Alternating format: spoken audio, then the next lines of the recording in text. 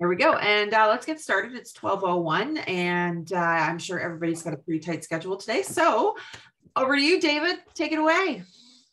Well, thanks, Dawn, and I hope everybody had a good week and you didn't get drunk on green beer last Thursday after our session. But I hope everybody had some fun out there and participated a little bit in St. Patrick's Day and anything else. You know, the weather's been a little better. Everybody's got signs of spring. We just have to remind everybody in our industry that we're now in the spring market, and everybody should be out there and get busy, get more listings out there. We need more on the market. The supply is really low still, as I'm sure you're all feeling. So let's get out there and encourage everybody to do it.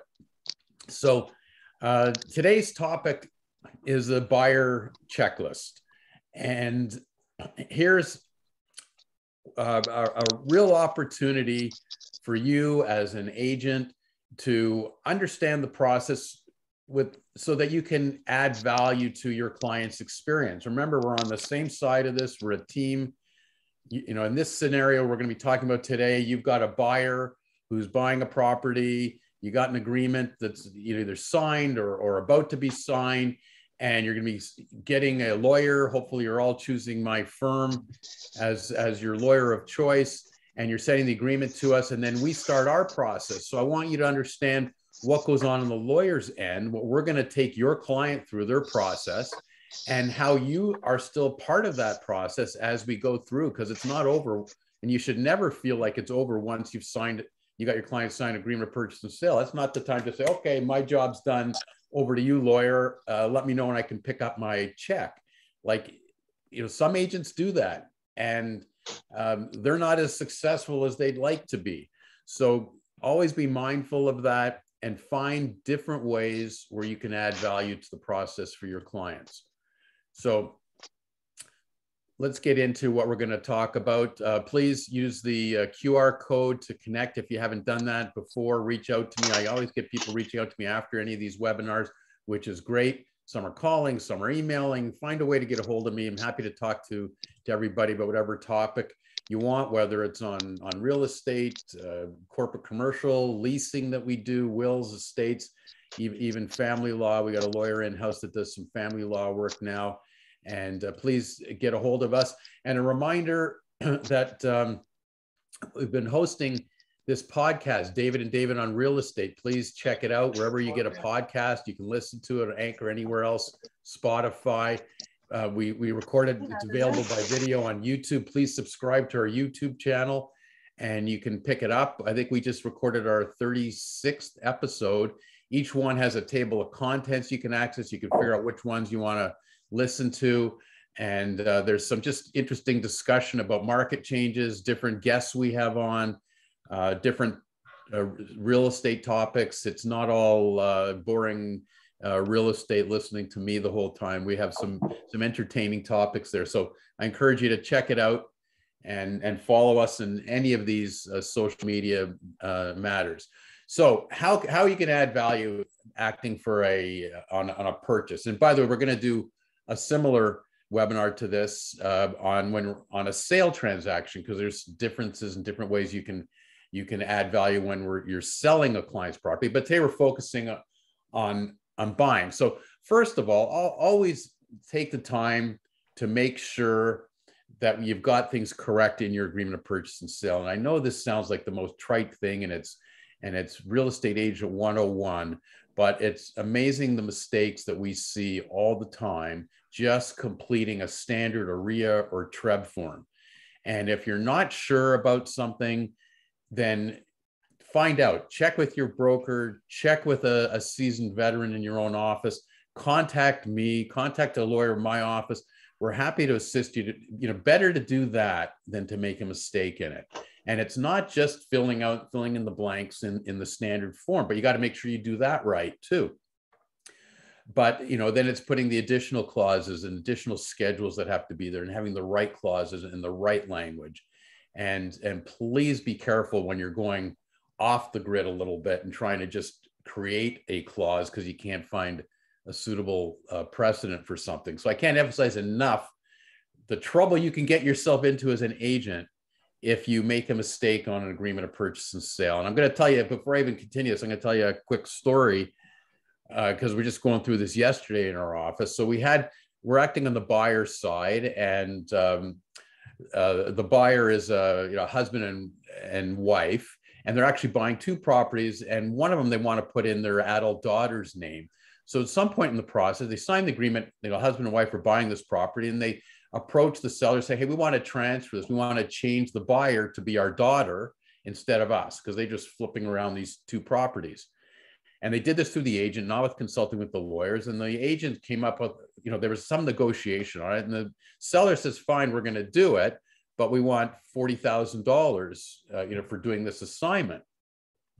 Anyways, they draft something up to that effect. And it basically says, we're deleting the name of the two original buyers, putting a new buyer in there, the daughter, but with a clause saying, even though we're doing that, the two original buyers are not released unless this closes successfully.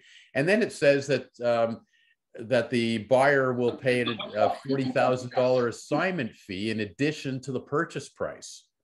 So the language wasn't crystal clear. It did say in addition to the purchase price, but it also sort of implied like it was like almost an additional deposit that was supposed to be paid as a credit on closing. So anyways, there was some ambiguity in the way it was drafted. So now we come to like the day before closing, and we're getting an adjustment from the seller saying, hey, we want the purchase price plus $40,000 for this assignment fee. And we're going back saying, no, it was the $40,000 was really an additional deposit. It was supposed to be credited. It's not in addition to the purchase price. So we got a real issue here, and we're both looking at the language in this amendment, and it's not clear. And, an argument can be made on our side, like, this would be an absolute windfall to a seller to get $40,000 when they're changing the name to the daughter, but they're not releasing the parents from the obligation. So why are they getting $40,000? What are they being paid for? Like, it's for nothing. So clearly the intent would be, we just want you to pay additional deposits so we know you're fully into this. We're not releasing anybody and we're cooperating. And the seller is saying, and the seller's lawyer is saying, no, that's the language says you're paying that $40,000 in addition to the purchase price. It actually says that in the amendment, and they're insisting on the extra $40,000. So this goes back and forth a whole bunch of times. And the only thing everybody was agreed upon is that the agents didn't do a good job in drafting this clause. And when push came to shove, the agent on our side even offered to pay $10,000, kick in $10,000 if everybody would just sign a release and give the seller $10,000. They wouldn't accept it. They insisted on the $40,000. So we ended up closing on the basis we gave them the $40,000, and we reserved our rights to sue them afterwards to get it back. And I know the buyer is going to try and sue the seller. I'm not sure if they're going to be successful in that, but they're also going to name their agent and the other agent in this, and they're going to make a complaint to RICO because it was a poorly drafted clause, and it created all kinds of ambiguity. So, the issue is not over. We closed to protect the buyer's interest because it was better for them to close. And, if they didn't close, then they would lose their deposit and there'd still be a lawsuit, but they wouldn't have the property or their deposit. So it was a better choice to close, reserve your rights to chase the $40,000 afterwards. You might get it back from the seller. You might get it back from your agent and the seller's agent if they didn't do a good job here. So I hate for agents to be sued. I don't hate for anybody to be sued. It's not a good process. And we tried to negotiate a settlement, to say, hey, we'll give you $10,000 now, and everybody signs release. No one has ambiguity or uncertainty going forward about how the results will be in a lawsuit down the road. But they didn't accept it. So we closed, and we're going to fight the battle another day. But the agents are going to have RICO complaints against them. They're probably going to be named in a lawsuit. It was just poor drafting. And if either of the agents would have gone to the lawyers acting to say, is this clause okay? Or is it, the lawyer on the sell side, us on the buy side, we both would have said, no, don't sign it that way. We got to clean up this language a little bit. It's too ambiguous. What's really intended here? But we weren't given that opportunity. So anyways, be careful out there. Okay. Even if this, you know, you think, oh, I'm just doing a quick one-line amendment, you can get in so much trouble that way. And you got to be careful with your language. So always contact the lawyers involved if you can. Like, why not have that relationship with the lawyer, check with the lawyer, run questions by that, make sure things are clear. You know, these days you're doing a lot of transactions where you can't even put your normal conditions in you want to get with, you know, on inspections and financing, and you're going in firm on things. You got to be careful, okay? Because there's no wiggle room when we don't have a condition that we can wiggle out of a transaction. So just be careful. Make sure you help a buyer to get pre-approved with their mortgage, and make sure that it's a proper pre-approval. It's not a pre-approval subject to a whole laundry list of qualifications and conditions. So it may not be worth the paper it's written on. So, you know, be very careful with that, because we see a lot of things. Oh, I got pre-approved for a certain amount, but, you know, it was pre-approved for a transaction up to $1 million, provided that you send us a copy of your T4s and your notices of assessment, and we need a letter from your employer, and we need your credit review, and it's a whole list of things. And so at the end of the day, they may not qualify once the lender actually reviews all those things. So don't just accept a one-line letter from a lender saying, oh, you've been pre-approved for something, because it may not turn out to be worth anything to you, because really the process is going to start afterwards, but now they've signed a firm agreement of purchase and sale. So again, if you're not sure about that, get us involved and at that stage before you get in any deeper water on these things.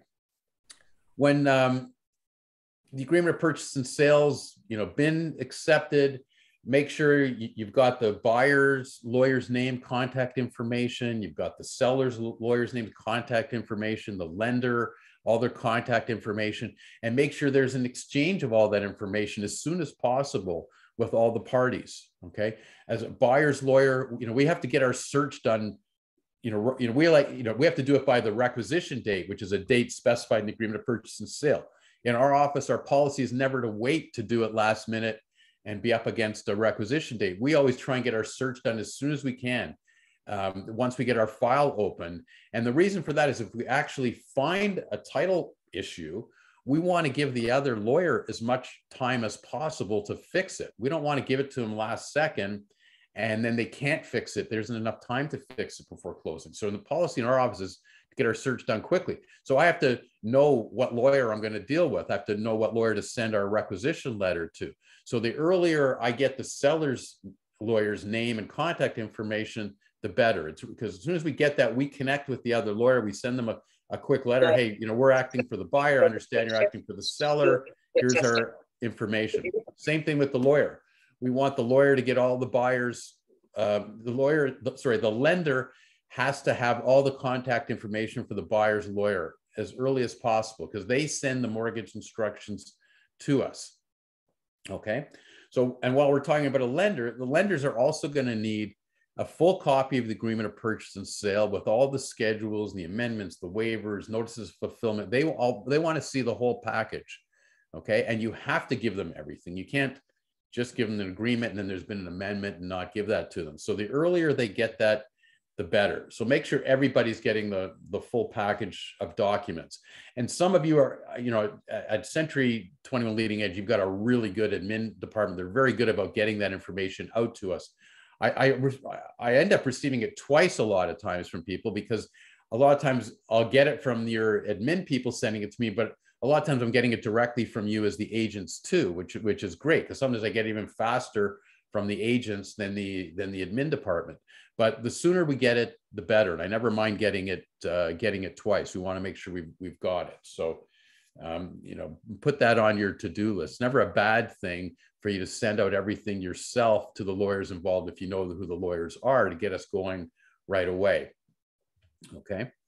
Now, if your client's buying a house, then a place you're going to add value, you're going to help the buyer get insurance for their place. Like, that's really important. A lot of clients just don't have contacts. So you should have that in your arsenal. Just like you've got a home inspector, and you've got different mortgage brokers you refer to, lawyers to refer them to. They may need help with home insurance, and not only to have someone to use, but to make sure they're going through the process correctly. And one of the things they've got to provide to the insurer is details of the mortgage lender, because the mortgage lender has to be named on the insurance policy as loss payee. Okay. If it's a condominium, it's a little different. We're not looking for the fire and all risk insurance, because that's included in the condominium and the monthly fees that are paid for that, but they still need liability insurance. So make sure they've got proper liability insurance. They have to insure their contents. Those things aren't necessarily needed for closing, but they are needed for your buyer's protection. So make sure you're advising them on this and helping them get in touch with a good insurance broker, and they got that all in place. And as you guys would all know, some buyers need a lot more hand holding than others. Some are good. Some have done transactions in recent years, understand the process better. Others are first timers, or they've got language issues, or it's been 15, 20 years since they bought or sold a property, and systems have changed, and they might need a little more of assistance. So anything you do to help them with these things just cements your relationship, adds value to you and your services to what they're doing. So always do more and not do less. Okay. Make sure that the buyer has gotten in touch with their lawyer. Okay. And they've been in touch, they've heard from their lawyer, and find out if there's any information that's still needed, because I could tell you what the process is in our office. And once we get an agreement of purchase and sale in, we open up our file, and then we have standard letters that we send out to the buyers. Usually we're sending the letters by email these days. If they don't have email, we're actually mailing it out old school, but most of the time it's just by email. But our standard letter is 4 or 5 pages long with all kinds of information that guides them through the whole process and guides them through certain costs they're going to expect, and also outlines information that we're going to need from them. So we start gathering information from them. So some of the information that we've got to get to with the clients, and you can help them with, we need to know who's going to ultimately be taking title to the property, which names are going on the deed. Sometimes an agreement of purchase sale might just be a husband, let's say, that signed it alone, but that the process might change because maybe they need the wife to sign as well for mortgage purposes. We might have to do an amendment in order to do that. We might need both names on it, and whoever's going on the deed, we need their full names, full legal names, and we're going to need their birth dates, because we put birth dates on deeds. Sometimes, we go through this process because the mortgage approval is for 1 or 2 or 3 people sometimes, and that might be different from your agreement of purchase and sale. And we may have to go back and get an amendment done. So we want to check that out as soon as possible. Okay. Now we also go through a process of how the clients are going to take title. Let's say it is a husband and wife, excuse me. Are they, or it's 2 people anyways, are they going to be taking title as joint tenants or tenants in common? We have to have that discussion. You might be part of that discussion, so you certainly have to know what the difference is. So joint tenants, anything with the word joint in, means there's an automatic right of survivorship. So if one party dies, the title automatically goes to the other. It's the same thing if they own a joint bank account. People own a joint bank account, and husband dies, everything is automatically the wife's. She's the survivor. There's nothing that has to happen. It's the same thing if you own title jointly. Husband and wife own title jointly. Husband dies, the property is automatically the wife's. Nothing has to happen. By law, it belongs to the wife. And we all know that husbands die before wives, so that's usually the way it goes, unfortunately. But there's an automatic right of survivorship. Now, the other way to hold title is this term tenants in common. Okay, and these are both legal terms, joint tenants, tenants in common. The word tenant has nothing to do with landlord and tenant. It's got nothing to do with that. It's just a different legal term. So tenant in common, if let's just say a husband and wife still, let's say they own the title to the property as tenants in common. Husband dies, his interest in the property doesn't go to his wife. His interest in the property goes to his estate. If he had a will, his will would say who the beneficiaries of his estate are. He might have a will that says, if I die, it goes to my wife. So the wife might still get it, but they have to go through a probate process with the courts to file the will in court, and they'll actually pay a fee, which is basically it's a tax on the estate for the value of that property in order to transfer the title from the husband to the wife, or the husband's interest. So they're now paying a fee to the government to do it. If they would have held title as joint tenants, no fee payable to the government. Husband dies, it's automatically the wife's. So it's really important to have that discussion which way they're going to do it. Most of the time, husband and wife scenario, it's joint tenants. Sometimes it's not in early stages of a marriage, a young couple sometimes. But a lot of times we're doing transactions. You're doing transactions where there's more than one party involved, and they might be friends, they might be investors in it, they might have a different relationship, and it might be very appropriate for them to hold title as tenants in common. Each has their own interest. If they die, it doesn't go to their partner on the property, it goes to their estate, and their estate says who's going to get it. So very important discussion, very important for you to be part of that as well and understand the differences. Okay. Next thing we need, for you to help get to us right away, the name of the lender, who's providing the mortgage, who are the contact people, because we want to get in touch with them as a law firm. We want to reach out to them as well, as opposed to waiting for them to send us last minute instructions. We want to make sure we can contact them as well. We also want to know who's insuring it, so you can get that information to us so we can follow up with the insurers, because we need to get evidence of insurance before we can close a transaction. We have to have that in our file in order for the lender to release money, because they're relying on us to make sure we have that. And usually we have to provide it to a lender. Title insurers are going to want to see that this is insured as well. So help us get that information as soon as possible. Now, you can follow up and help a buyer to arrange for utility accounts, especially for someone who hasn't been part of this process for a long time. They've got to set up a whole bunch of accounts: hydro, water, gas, cable, phone, property taxes. They have to get in touch with each one of these departments to make sure they give them all their information, so that the future bills after the closing date all come to the buyer. And we want them to get them on time. We want to make sure there's nothing gets lost, because it's the worst thing is, a few months go by after closing and all of a sudden the buyer gets a bill or gets a notice sent to them that they haven't paid certain accounts for 2 or 3 months. And now there's interest and there's penalties accruing to it. And they're going to be upset, and they're going to be looking for someone to blame. And they're going to say, oh, my agent didn't help me through this, or didn't tell me about it, or my lawyer didn't tell me about it or help me about it.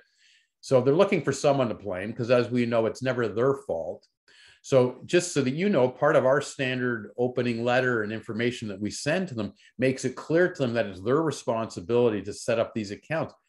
And it's not that we don't want to do it, but we're not allowed to do it. They have to contact these places directly and provide the information. So we're sending information, but sometimes they need some assistance. So if they ask us for assistance, we certainly do where we can, but they still have to go through the process.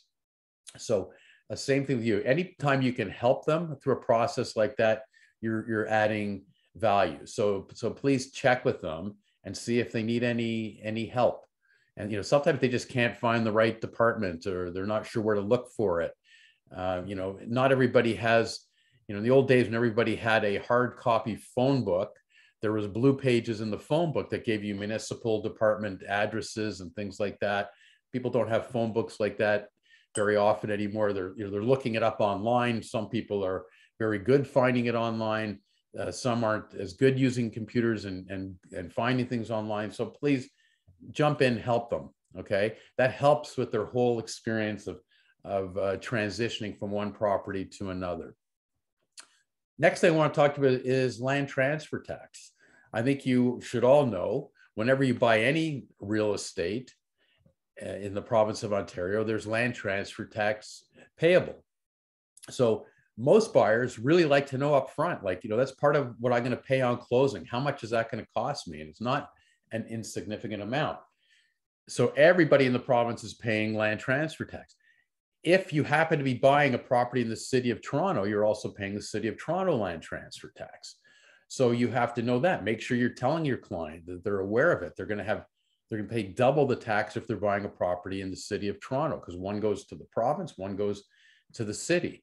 So you should be helping them to do that calculation and figure out what it is. It's really good for them to know. It's good for them to know even a ballpark. If you buy a property for $1 million, this is how much the land transfer tax is going to cost you. If you buy a property for $1.1 million, this is how much it's going to cost you. Because sometimes they're buying within a range and they're not sure what that's going to be. So it's good information for them. Now, they might be eligible for the first-time home buyers refund.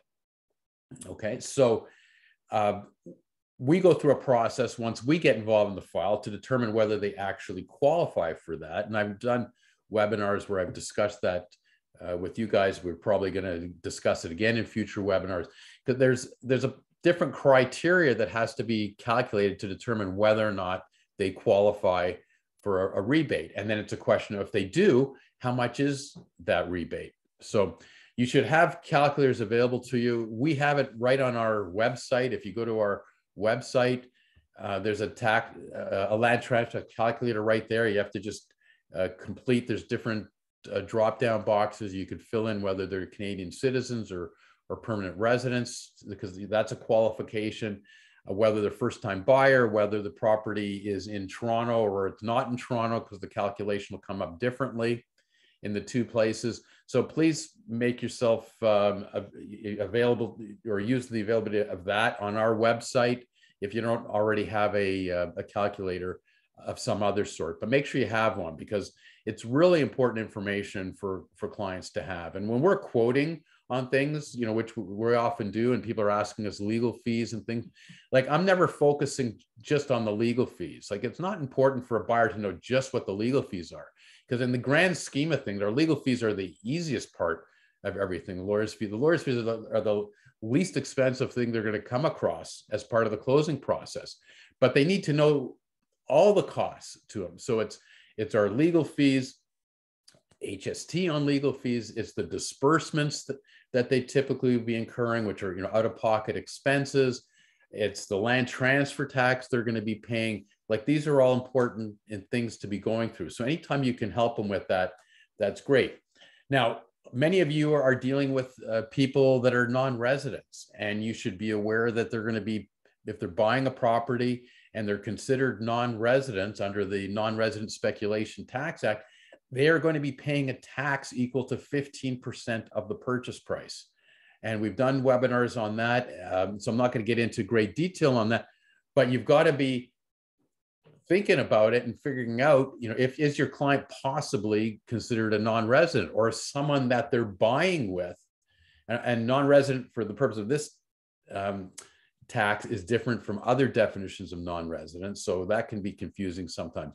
But if two people are buying it and one is subject to the non-resident speculation tax and the other isn't, the tax is payable on the full purchase price, not just the non-resident's interest in that property. So be very careful. And again, you're not sure, get the buyer's lawyer involved in the process as soon as possible to determine. That's a significant amount. It's 15% of the purchase price. Okay. And you want to make sure they're going to have money to close on it. Now, next thing I want to talk to you about is a little bit of managing expectations of your clients. You should be telling your buyer clients that to expect that they're going to be meeting with their lawyers typically 2 or 3 days before the closing date to sign all the documents and to make sure they get all the closing funds delivered. So that's the time where, when we're having that meeting, and those meetings used to be in person. Now we're doing these meetings more often by video conference. And by the way, we've got a fabulous new system that we started in December in our office, where we're doing these video conferences. They're recorded. The documents come up online. They don't have to be sent to them. It's one click on a link and they get access to the recording and all the documents. They can sign the documents electronically. When we finish the closing meeting, we push a button and they instantly have copies of all the signed documents, and so do we. And it's a fabulous new system that we're using. So, but as part of that meeting, the lawyer is going to go through all the numbers with them. Usually, they're getting the numbers in advance because we're sending it to them, and they may have certain questions that our law clerk might help with answering. But every time we do a meeting, video conference or in person, we're still, as lawyers, we're going through the numbers. And by the way, in our office, our policy is we want the lawyers on these meetings, not law clerks. We make the odd exception and have a clerk do it, but for the most part, it's lawyers meeting with the clients to sign the documents and to go through all these numbers. So we're going to break it down line by line with them when we meet it. But just so you know, we're trying to get to the amount that we need from them to bring in. So we have to go through the statement of adjustments that the seller's lawyer provides to us. And then that'll give us a balance due on closing, how much we still owe the vendor or the seller. And it's basically the purchase price less the deposit that's already been paid. And then there might be some adjustments. Usually it's property taxes. If it's a condominium, there's adjustments for common expenses. And depending on how much has been paid, there'll either be a credit to the buyer or a credit to the seller. And then we'll get to the bottom line, which is the balance due on closing. How much do we still have to pay to the vendor to complete the transaction? Now, in addition to that, we have to add our legal fees and disbursements. We have to add the land transfer tax on closing. If NRST is applicable, we've got to add that amount in there. So we have to figure out the total that we're going to need to cover all the costs. And then we have to find out how much money we're getting from their mortgage lender. We know what the mortgage amount is, but oftentimes the lenders is deducting certain things from the advance. They might be deducting certain interest upfront. They might be deducting some fees that hadn't been paid to them. So there's things like that. But we need a final net number from the lender. So now we know the amount that we're going to need to close the transaction. We know the amount that we're going to get from the lender. So the difference is the amount that we're going to need from the client to bring in to get us funds. And we need certified funds or a bank draft because we have to issue certified funds. So your client should always be prepared that when we need that money in for closing, we're going to need certified funds or a bank draft. Now, these days, we're doing a lot of wiring, and that really started in COVID. We were doing a little bit before COVID, but it was certainly enhanced with COVID because it's just a cleaner, faster, efficient way of getting certified funds transferred. But depending on what institution, the wiring process has to start on time in order to make sure we get the money to us on time. So, we have that discussion as well with them. Now, I've included in here a couple examples of statement of adjustments. I hope you can see it okay. And this is just, what a lawyer's statement of adjustments would look like. And all it is, and this is a condo purchase. So the credit to the vendor on the right-hand column is for the sale price.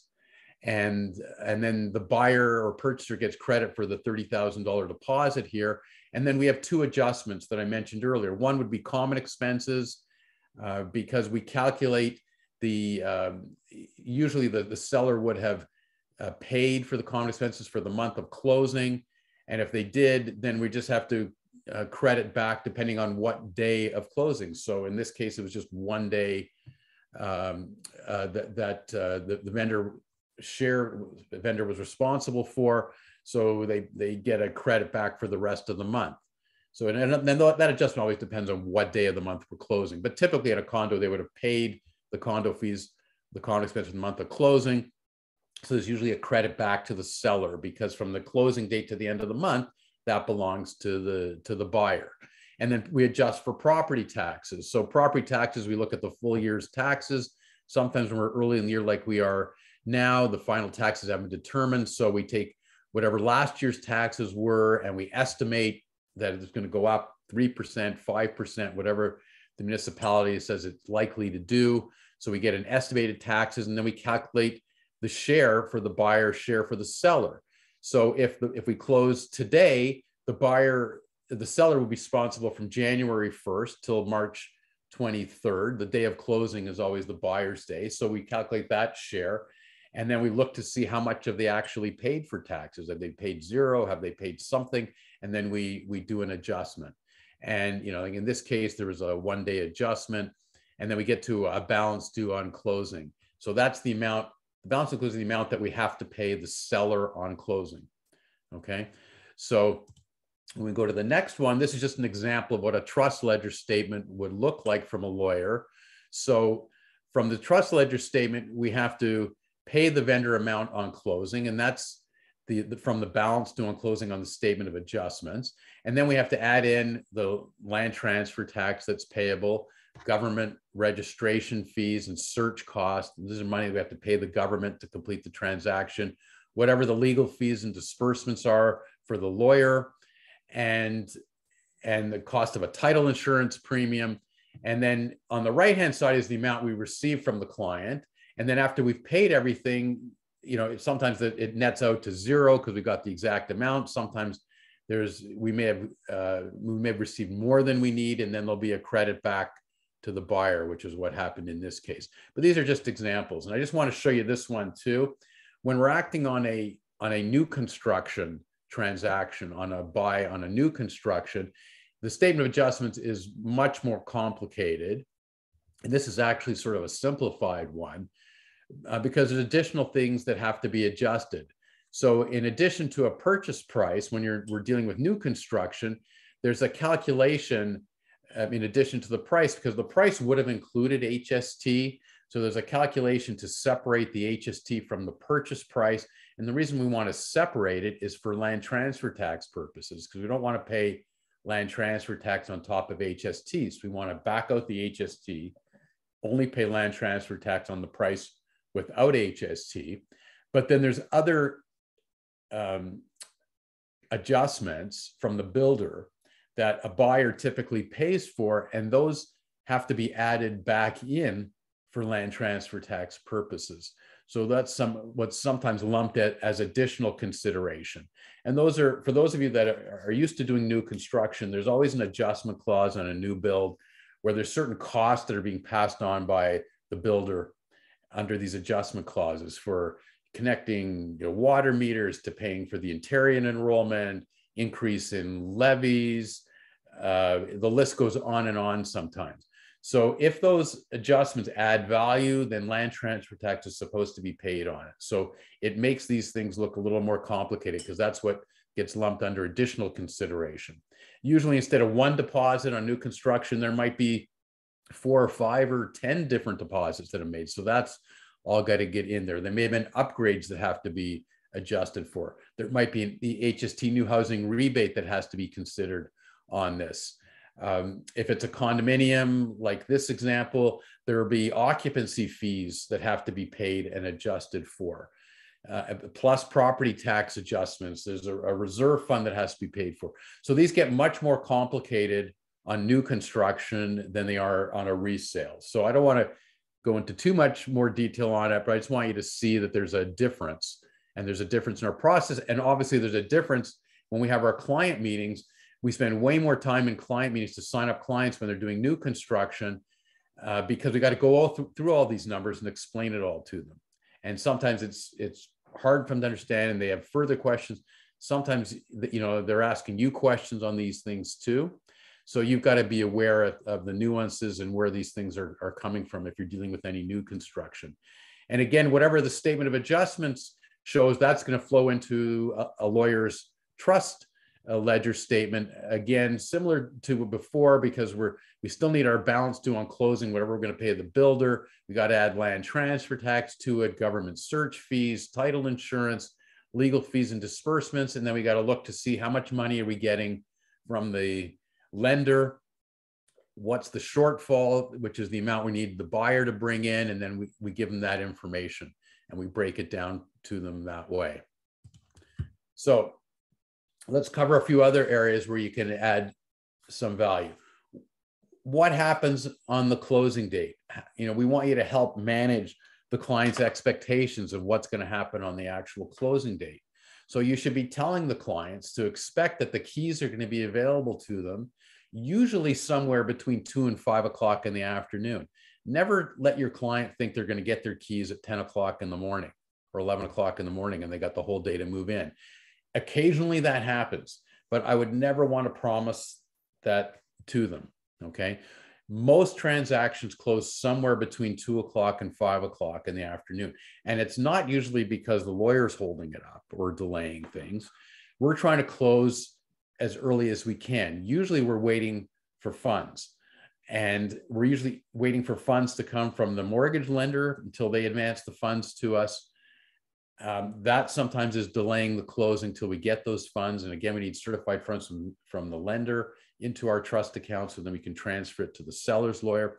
Sometimes there's a chain of transactions that have to close in order for funds to get freed up, because someone has to sell property in order to get the money to buy a property. Sometimes there's a whole chain of transactions that have to close at the same time. So anyways, we want to manage our clients' expectations. So if you tell them right up front that, on the day of closing, they're likely to get the keys somewhere between 2 and 5, it might even take till 6 o'clock. So, don't plan to move in. Don't book the elevator too early. Don't get the movers booked too early, because stuff's just going to be sitting in a moving van and incurring costs. So help them understand the process. Now, we used to almost always get delivery of the keys to the lawyer's office. That was what happened on 90% of the transactions. We'd actually get the seller's lawyer delivering the keys to the buyer's lawyer. Once we close and we're registered and release keys, someone has to come to our office to pick them up. Usually that's the buyer coming, but sometimes it's the buyer's agent coming, because it's just a great way to add value by you showing up to I'll get the keys for you. Don't worry about it. I know you're busy. You got a million things to do that day. I'll pick up the keys and I'll meet you at the house and I'll get them to you. Like, how many brownie points you get for doing something like that? Like, it's amazing. Now, these days, more often than not, the keys are just left in the lockbox, and we get a lockbox code delivered to us on closing. So we're just, once we've closed and registered, we're getting in touch with the buyer saying, hey, here's the code, go in there. Now, great still if you can meet them at the property, help them. Sometimes they can't open these lock boxes. Make sure they get the keys out, but make sure they understand the process. And we always want to manage their expectations as well. Okay. Now, once they go in, you should be telling them to check the property. Okay. They're supposed to get the property in the same condition it was when they submitted the offer. So if the appliances were all working at that time, and then, on closing, the appliances are supposed to be all working, they should be checking those things. Properties, again, this is a managing your client's expectations thing. It's not going to look the same as it did if they only saw the property when it was fully furnished, maybe only saw it when it was staged. Sometimes people have a lot of shock. They see it, when they buy it, it's been fully staged. They come back for a visit a month later and the staging's no longer there. And it looks like, a bunch of garbage was brought directly into the property, and it doesn't look as attractive. So again, you got to manage clients' expectations. Sometimes they get another shock when they walk into a completely empty place on a resale, and it doesn't look the same. And there's marks all over the walls, and there's holes in the walls where pictures were hung before. And there's where the couch was on the carpet, the carpet is a different color than the rest of the carpet, things like that. So you should always have your clients anticipate that they're going to be seeing these things. And those are all normal type of things that they've got to accept. What they're not going to have to accept is if something happened and changed from the time they signed the agreement till the closing. If something's no longer working, or if there was damage done on the way out the door when they were moving, those things we have to attend to. The buyers have rights. They have rights to go back after a seller in certain circumstances. So if they do find an issue, you should be telling them, let you know immediately. You should be letting us know as your lawyers immediately. They should be taking pictures, taking videos. You could be there to take pictures and videos, because if you get over there, you act as an additional witness. So it's not just the buyer's word against the seller's word. You could see it based on your experience as an agent, and what the property looked like and the condition it was in when they signed it. And then you could be someone that might ultimately in a court be testifying, say, hey, no, this wasn't the same. I went in there right after closing with them, and this wasn't working, or this was damaged, and you got pictures and you got videos. and you're helping them build their case. So really important to help to do two things: to add value, to be part of the process, but also to manage their expectations and make sure they understand, that, the pictures were taken off walls and there's holes in the walls where those picture hooks used to be. So, that's not an unusual thing. So you got to manage expectations as well. And again, now we're closed, you should be reminding the clients to contact all the utility companies. Make sure all the meters were read. Final meter readings go to the sellers. It's their responsibility to pay those final utility counts. But we have to make sure the new accounts are set up for the buyer. They get the proper, billing in the normal course without penalties and interest, etc.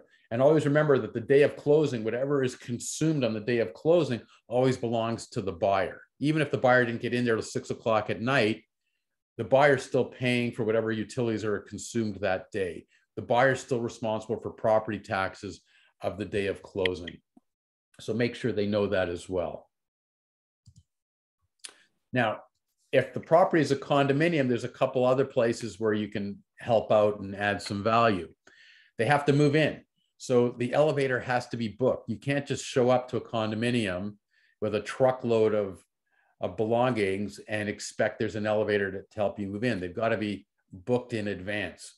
And in some properties, it's hard to book an elevator.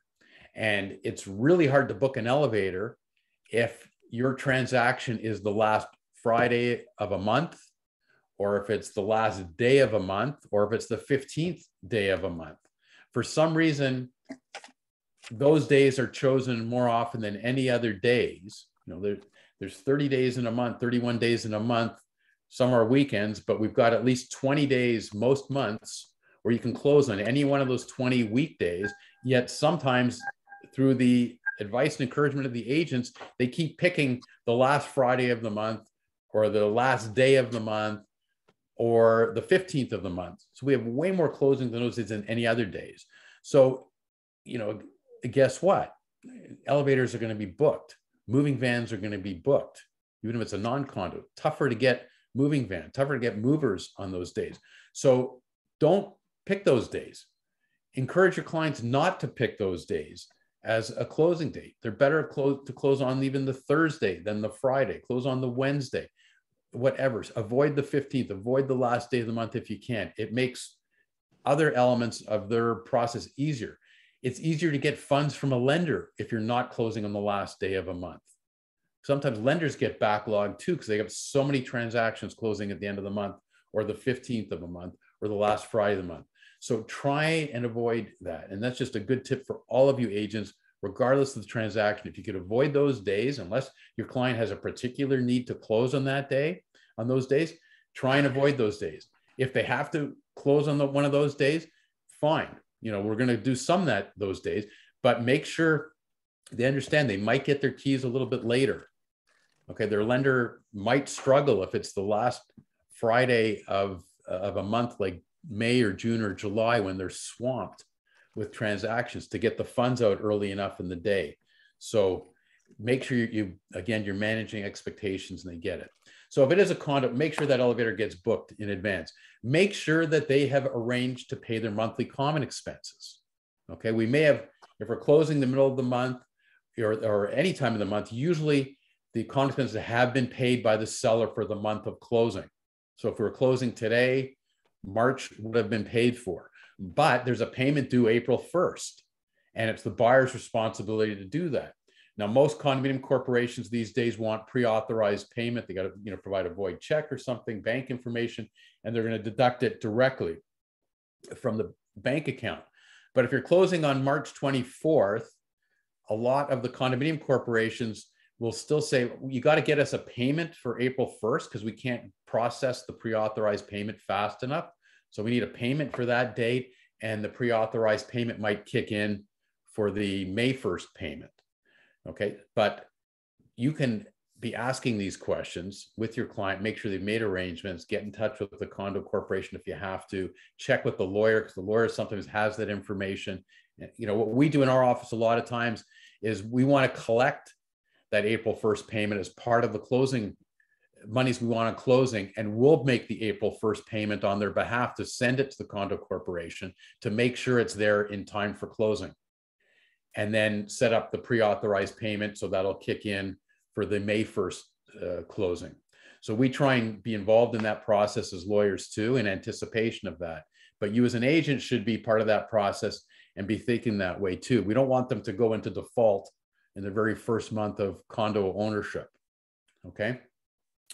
We want to make sure that the buyer gets all the fobs and access cards. Make sure you're clear in your agreements of purchase and sale, how many fobs there are, how many access cards there are, how many keys are there? Do they have to pay deposits to get additional fobs or keys? What's the process? How many do they really need? We want to make sure we get them all on closing and we get enough for whatever the buyers are going to need, depending on how many people they've got living there. And it's great to know up front if security deposits have to be paid for that, and what the process is, what happens if you lose one, what's the management office policy if you have to replace it, and things like that.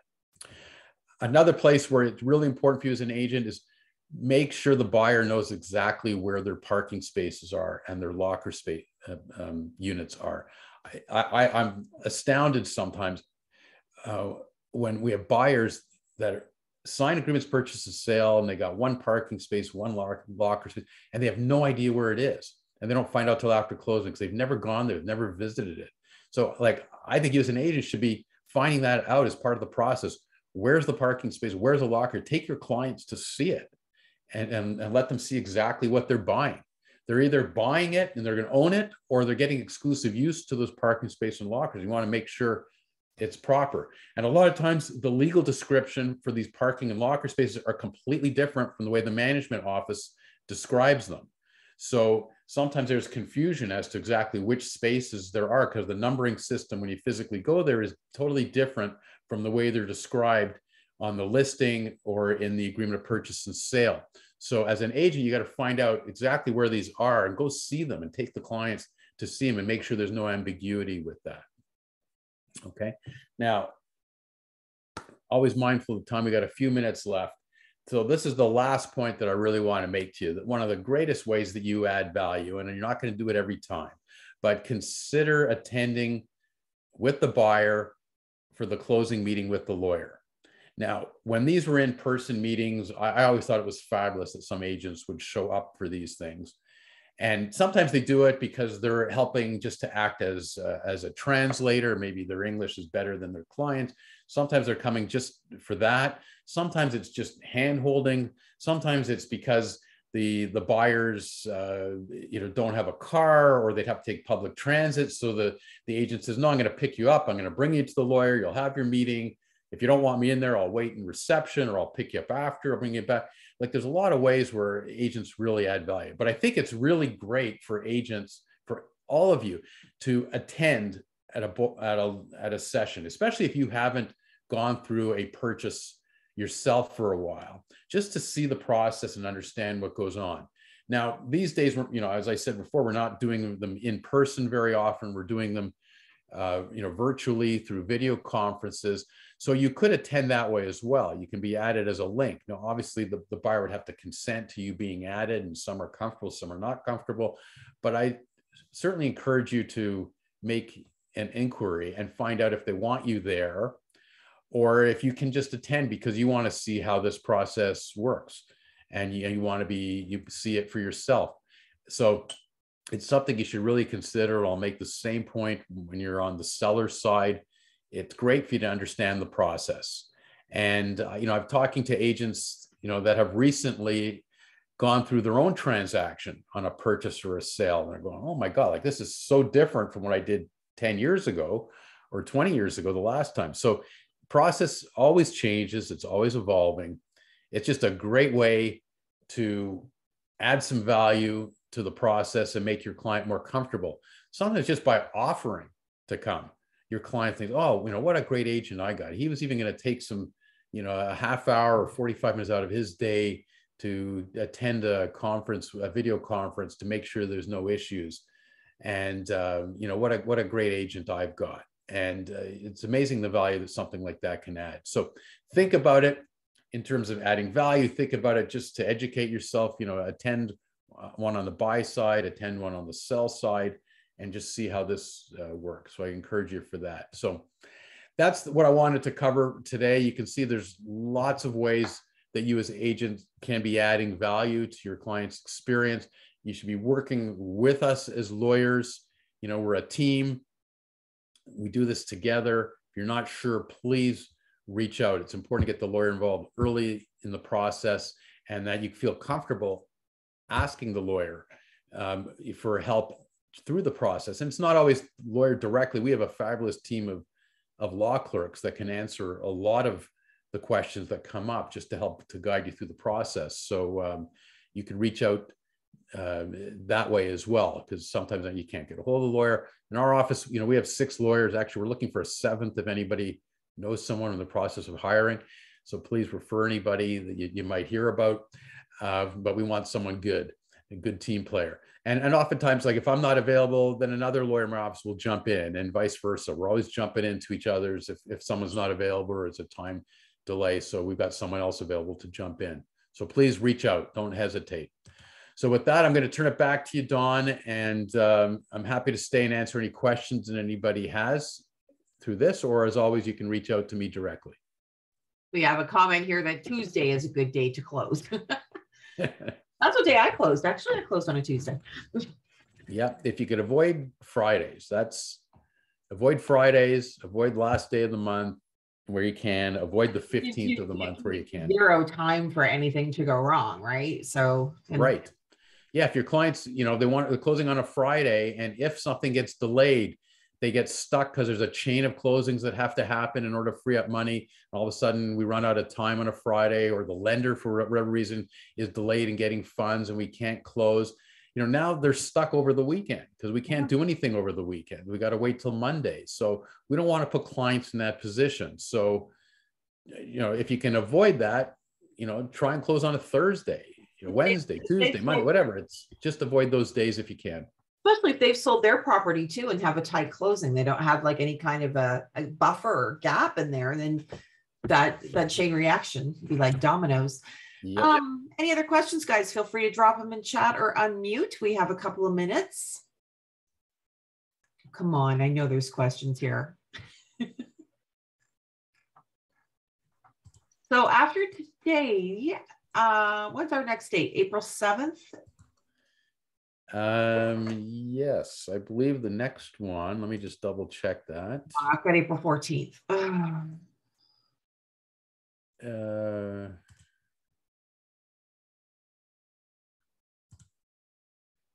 Yeah, I've got, no, we're not doing one on April 7th, April 14th. Okay. We're going to go through a similar to this. It's from the seller's point of view. We're going to go through a similar checklist, but issues from a seller's point of view. So that'll be on April 14th, same bat time, same bat channel. Yeah, guys, remember we have our awards banquet next Thursday. So if you haven't RSVP'd for that yet, please get in touch with me, fill in the form ASAP. And then the following week, we'll just give you a bonus week off. I think David had a prior commitment that week. So we'll be back in a couple of weeks. And until then. Yeah, if any of you, I'll just mention, if any of you next Thursday, if you're at the Buzz conference, if you happen to be there, I'll be doing some live podcasts there in the morning. 3 or 4 sessions in the morning. I'll be doing a live seminar, part of a panel discussing professional corporations for agents in the afternoon. So if you're around there that day, please find me, say hello. Otherwise, I'll see everybody on the 14th for the next one. Okay. Have a great day, everybody.